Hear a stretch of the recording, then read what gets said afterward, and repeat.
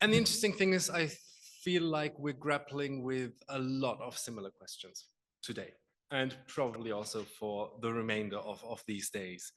Um, I want to talk about give images to a sentence that Anna said in the Q&A today, because you said Europe has many active and very bloody borders, and the activity of the border in relation to, as we've discussed it in, well, in previous papers, in relation to um, land-based power structures quite often, seems to be something that all of these films take into account to some degree. This is going to be another paper about a film that centers on the experience of being out at sea and being cast adrift. And I want to start with one quote by Gaoeng Zhang in an editorial to a special issue on Italian migrant cinema. And it's a section about the ethics. And I just have one line specifically, and I quote this: how should documentaries and their creators position themselves vis-a-vis subjects who often hail from social backgrounds conventionally considered peripheral to Western Europe and its bourgeoisie? And this positioning is on the one hand something that all the filmmakers will have had to grapple with, that audiences have had to grapple with, that researchers have to grapple with to quite a certain degree, I think. And it's something that Fuocoammare of Fire at Sea by Gianfranco Rosi also grapples with in a very active sense. It's a documentary that actually won the Golden Bear at the Berlinale in 2016. I think it was the first documentary to do so. It was nominated for an Oscar, I think, for Best Documentary the year later. And while this is a positive reception, right? This is a positive establishment reception. There have been critical voices on this. There's ample scholarship now on this film. It's increasing probably by the year. And it's a film that the director made while he spent 18 months on Lampedusa, which, as probably most of you know, is closer than Tunisia than to Sicily. And this film blends island life and refugee experiences. And we'll talk about how well this goes in the end. I'm actually interested in the form of this mediation, because this is what my film studies outlook usually does. So I thought I'd invite you to share in this. And many commentators have stressed that even if this is a documentary, this is not your typical documentary. Whether it's neorealist or art film tradition, it blends styles, and I think this is absolutely central to the film itself.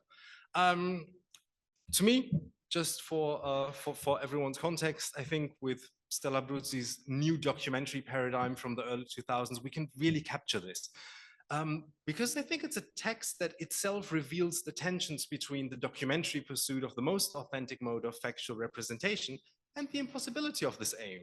So Abruzzi argues that contemporary documentary quite often really openly negotiates this.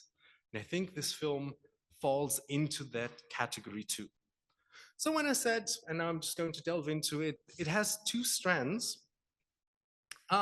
We see this here on the left-hand side. It has a domestic strand, island life on Lampedusa, families that have been here for generations, often filtered through the experience of 12-year-old Samuele. And on the other hand, and on the other side, interspersed refugee experience, though I have trouble calling these refugee experiences because they're very specifically mediated in this film. So I'd be myself very careful to do this. So let's just focus on the first section in a way. Boys who play outside, fishermen that go about their business, families, radio stations, a very idealized, idyllic island life that is interspersed. And what scholars like Sandra Pontanesi have highlighted is that, and I quote, there's an intriguing aesthetic language of high symbolism. And I think this matters because it's something that I'd call absolute visual overdetermination. Things are filmed in long takes, but they are made to matter more. They're highly symbolic. They're almost so symbolic and deliberately so that it's really hard to escape. I mean, look at just for reference, boys that play with slingshots and that cut open cactuses and shoot at them, and they have faces. And there's, in a way, you see this in this context as a very playful but violent act that cannot but refer to the violence that this island in itself enacts, I think. And then they try to patch it up again with tape, which obviously doesn't work. And this is then intercut directly to, oh yeah, thank you so much. If you can still see and you can still stay awake after lunch, I'm here for you. So this is then intercut directly with a ship that has just rescued migrants from sinking boats. So a lot of this is, as you can clearly see, it wants to be symbolic, and particularly there's an emphasis on seeing. And I want to follow this tradition in a way. Adam Vaughan has argued that because it's such a visual, not voiced over film, it's quote, inviting the spectator to make these connections, to think for themselves, and most significantly to see. And I want to look at, what does this seeing actually entail? How are we made to see? How does the film itself imagine how it sees? Because I think in light of the very first question of how do these films position themselves, this is absolutely crucial. And there are examples. Samuelis' desire to see because one of his eyes is worse than the other is symbolism for audiences acknowledging the migrant crisis in Fire at Sea. And this is a very common take. This is a representative take of, I would say, also quite a large number of scholarship. However, some other voices like Eric Scaltritti have argued that it actually presents a false contraposition between a humanitarian and a state vision of migration, because indeed they belong to the same Western paradigm of visuality as does this documentary, the quote, exclusive claim to be able to look. And this is also where I want to really hark in. To explain where I'm coming from and why there's white gaze in this title, as disciplinarily, I would probably locate my entryway into processes of racialization via, in a way, the racializing functions of coloniality. So that goes back to Aníbal Quijano, to Sylvia Winter's call to make visible, quote, the ethno-class, that's Western bourgeois conception of the human man, which over-represents itself as if it were the human itself. And particularly in a European context, an African European context, something that Philomena Asset, Karen Farpos, and Catherine Pillay and Elisa Joy White have argued in 2019, that the centralization of whiteness and notions of belonging and the construction of the European as the universal human marginalizes Blackness in particular. It does not marginalize other racializations, but this in particular, in this conception. I think the recent crises might speak to that. I also come at this via Toni Morrison's notion of the white gaze, that from her idea of, in a way, a white ideological norm that infused so much writing, and that particularly in her case, African-American authors have grappled with. It's a concept that has since transitioned into film studies as the norms and ideologies through which gazes, in a way, looks are imbued with power structures. So this, in a way, my conceptual thinking of how I go about this. Which brings me to the second stream that's interwoven. This is hard to see, but it's also really hard to see in the film. We see the state apparatus of rescue. And we know that in the 2016 film that came out and was filmed in the 18 months before that, the state apparatus of rescue has also since become even more so than there, the state apparatus of deterrence. So we see, I'm sorry. Okay, if you can see, yeah, I think we'll be fine. We see the radio towers, we hear the transmissions. We, in a way, see the state responding to calls of help. And we see the camera following in these ships, being very up close to where people are being rescued from situations that the state themselves put them in. I mean, we're on, I think we are in agreement of this. And just to give you a few impressions of how this looks, the visuality of it, and I'll come back to that. Its long takes are very deliberately emotive, just like the visual symbolism. It's quite obviously some of these images are about how the processing plants in Lampedusa, in a way, put numbers to people, puts them into certain categories just to process and somehow further their migration once they have arrived. It's in a way a statistification of individual lives that this film really shows us. However, in its desire to be symbolic, I think some other things are happening. And I want to talk about visual equivalences, and this is why I have my notes from the papers before, because Christina also mentioned the equivalence of boats, for instance. And this is probably a general question. Why are these equivalences between the in a way, hegemonic white European experiences and a migrant experience always mapped onto each other? Why is that? And I don't have an answer to that, but your paper made me think of this, and this particular bit too, because what we see is the helicopters leaving for rescue, and we see the divers of the island searching for sea urchins. So somehow, I mean, this is such a deliberate visual link of jamming these things together, that I think there's a seemingly this calm traditionalism of traditional local economies that actually can go on undisturbed despite the saltwater graveyard that surrounds these. And I think it severely questions the possibility and also the morality of detachment, of ignoring and simply going on about one's business here by making these points together. So it's a film that really, to one degree, wants to highlight something that, again, I'm not saying anything new. This is horrible, this is a bad situation. However, it also gives us visual links that draw together the representation of migrants themselves with all of this context. And I want to look at two instances in which the film grapples with its own gaze.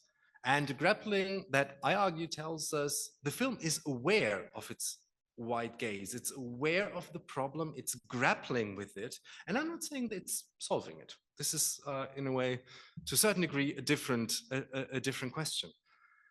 When I look at this, the film draws a very direct visual lineage between the state's surveillance and the investigation of migrant bodies. We see things mediated via screen, dinghies here, that are then mapped onto pictures on computer screens in a doctor's office, which then, if you look at the gesture, relates directly to him, also picturing the probing of a migrant woman's, an unnamed woman's body who's pregnant. And I want to look at this. I think I have a GIF of this. It's a highly symbolic sequence. It's 2 minutes long and it's about a doctor finding things out. It's inquisitive, and it's probing the female migrant body with a camera and projecting onto a screen what we see. So this is highly self-reflexive for a documentary about probing migrant representation. And symbolically, I think it captures what the film tries to do. And it makes us ask, for whom is this film also? And one of the things is that this doctor, who by now has become, I think, a very controversial figure in Italy, and speaks with the woman at first, tries to explain. And over these 2 minutes, you see how the language lapses back into medical Italian, how it becomes an explanation for the camera and not the woman herself. And in a way, this neutral, medical, benevolent impetus of the doctor tells us that from his perspective, he has trouble speaking to an audience that has lived through these experiences. He has no trouble speaking to an audience, to an imagined audience that looks at this in a detached way.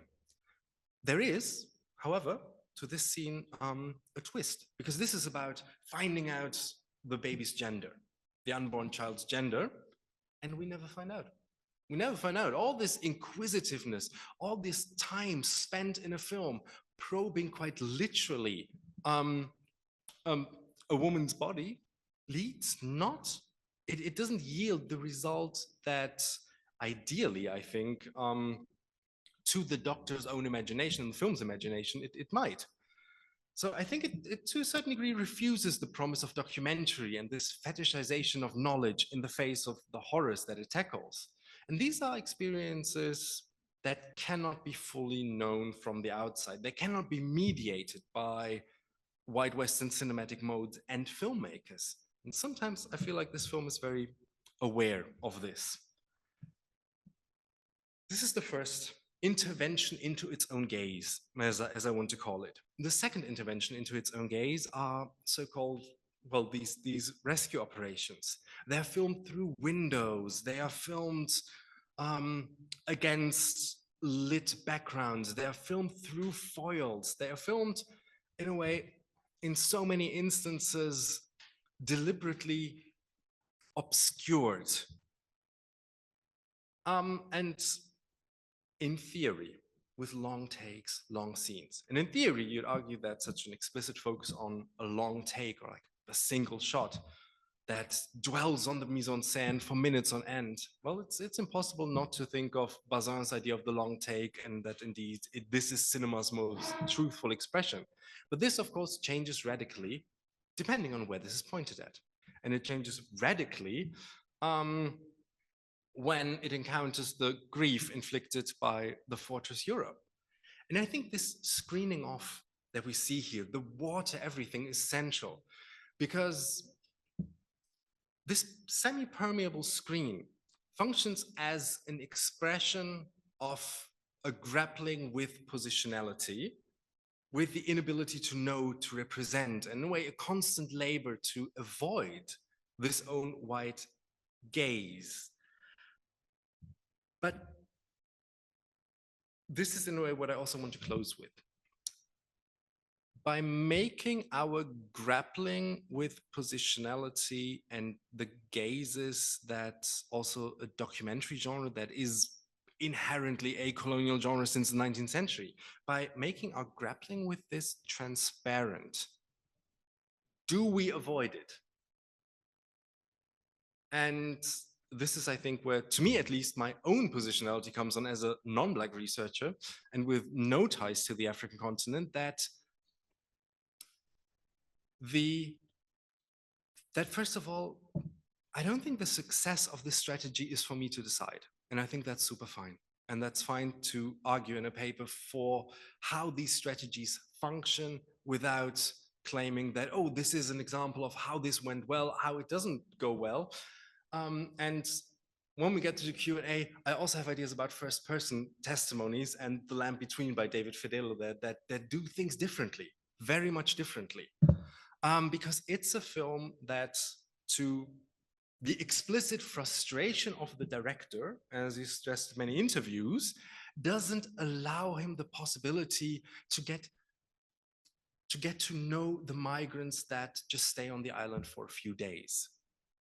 And I think in this paratextual framing of one's own frustration with the situation, that it doesn't translate into the neat, emotive cinema that a director who spends a year and a half on this island might have hoped for. I think this is directly related to the techniques of distancing from one's own gaze. But as I said, and I will close actually with this, I'm not entirely sure about the success, and I'd really like to debate this with everyone. Thank you.